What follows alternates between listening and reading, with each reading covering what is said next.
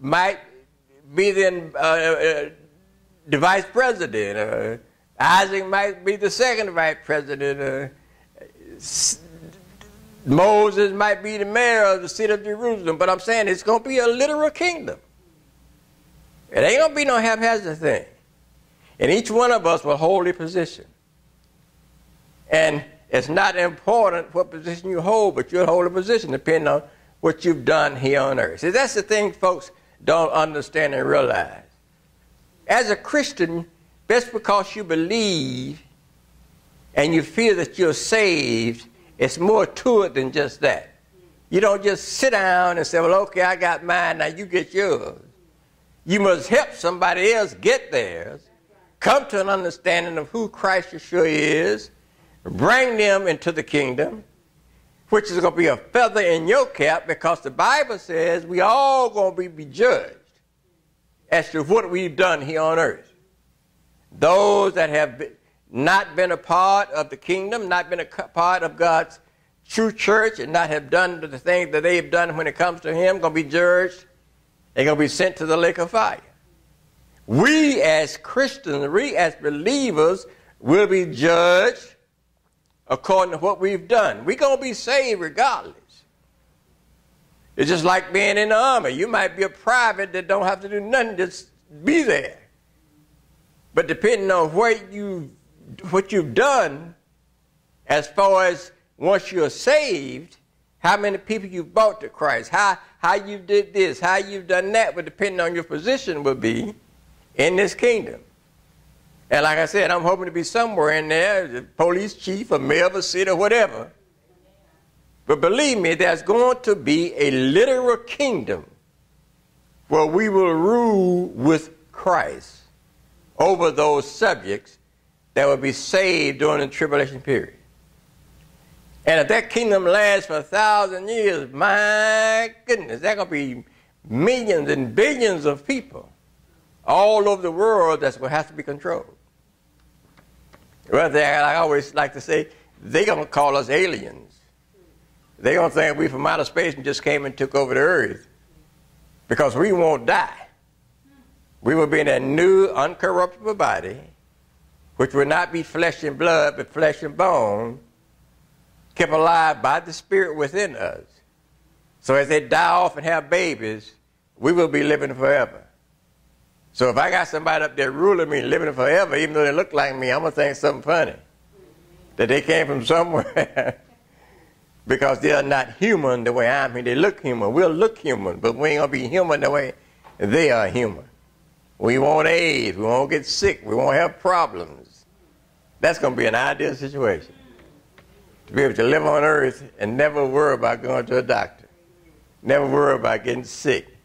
Never worry about getting tired. Just rule with Yeshua and have a good time ruling. That's the kingdom this prayer is talking about. Let thy kingdom come as it is on earth, as it is in heaven, let it be on earth. Then we spoke of let thy will be done is where we are now. Let thy will be done on earth as it is in heaven. Now, it should be easy. It should be very easy for a Christian to say, thy will be done. Thy will be done. For the Christian can be very sure, my brothers and sisters, of two things about God, Yahweh. First of all, he can be sure of the wisdom of Yahweh. You know, sometimes when we want something built or something constructed, or something altered, repaired, we take it to the craftsman and consult him about repairing that particular thing. He makes some suggestions as to what and how it should be done. And we often end up saying, well, okay, do what you think is best. You're the expert. So whatever you think you should be doing, and go ahead, and you do that. So what I'm saying here, when it comes to life, Yahweh, our God, my brothers and sisters, is the expert. He's the expert, and his guidance can be never, and it never will lead anyone astray. If we follow his word, if we follow the book the way we should follow the book, do you know there will never be any problem? You will never have any problem. Your kids will be better, your husband will be better, your wife will be better. If we went according and did it the way the book said do it. Christ is an expert in life. We experiment, but Christ is an expert. And if we do it the way he do it, or the way he said do it, there will never be any problem. Let thy will be done. And as we continue and go forward, we hit on the other petition that is in this prayer. And one thing I want you to understand about this is a very sacred prayer. This is a prayer that everybody can't pray. This is a prayer that disciples, we as disciples of Christ, can pray. That's why he taught it to his disciples, his followers. He didn't teach it to those that came to hear him as he taught the Sermon on the Mount. He didn't teach them how to pray. One of his disciples asked him how to pray, and he taught his disciples specifically. He gathered them together and specifically showed them how they should pray and how they should talk to the Father in heaven. And this petition here, the next petition, which says, give us our daily bread. Give us our daily bread. Now, when we hear these words, give us our daily bread, one would think that this is one of the petitions of the prayer about which the meaning could have no possible doubt. There shouldn't be any doubt about what that is really saying. But there are, as you go through life and as you go from church to church and as you listen to different preachers, there are a whole lot of other interpretations as to what this really means. One of them is that the bread has been identified with the bread of the Lord's Supper, as they call it.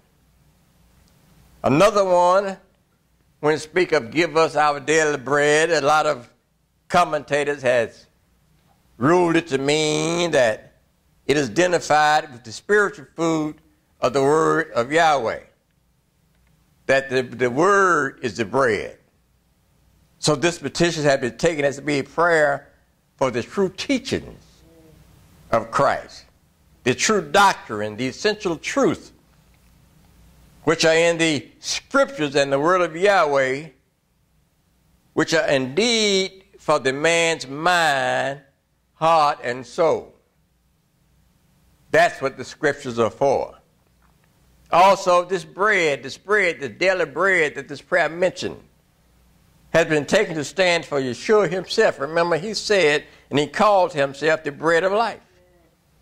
In John 6:33-35, and this has been taken to be a prayer that daily we may be fed on him who is the living bread.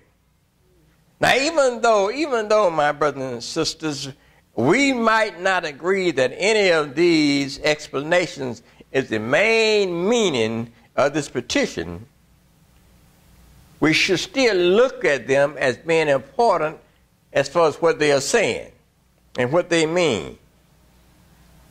Because even though they are not the mainstay of this petition, they have their own truth and their own relevance, and they are important in the sense of